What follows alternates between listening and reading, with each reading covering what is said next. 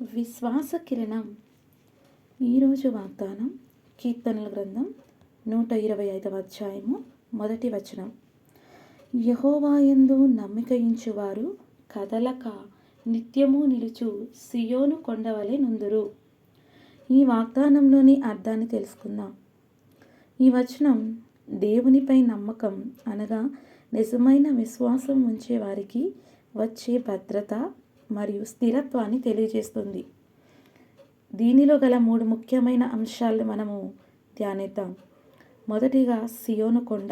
ఇది యెరూషలేములో ఉన్న ఒక బలమైన పర్వతం. ఇది దేవుని నివాస స్థలానికి, నమ్మకత్వానికి గుర్తు. రెండవదిగా కదలని జీవితం.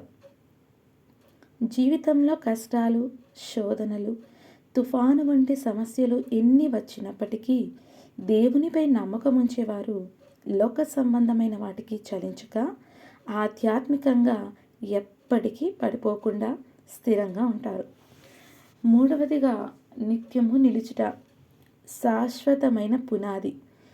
మానవ అవసరాలు లేదా ఈ లోక సంపదలు తాత్కాలికమైనవి, కానీ మనం దేవునిపై ఉంచే నమ్మకం మనకు ఒక బలమైన పునాదిని ఇస్తుంది.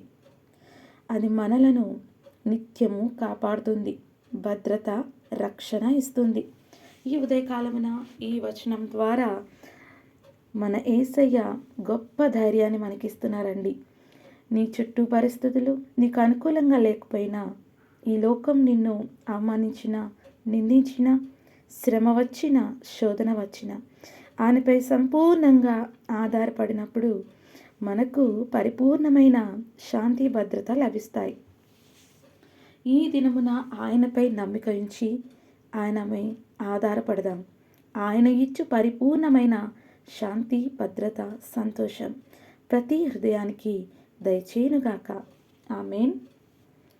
మన ప్రభువైన యేసుక్రీస్తు కృపయు, దేవుని ప్రేమయు, పరిశుద్ధాత్మ యొక్క అన్యోన్య సహవాసము ఈ మాటలు వినిన ప్రతి ఒక్కరి హృదయంలో పరిపూర్ణ శాంతి, సంతోషం, భద్రత దయచేయునుగాక. ఆమేన్. Praise the lord.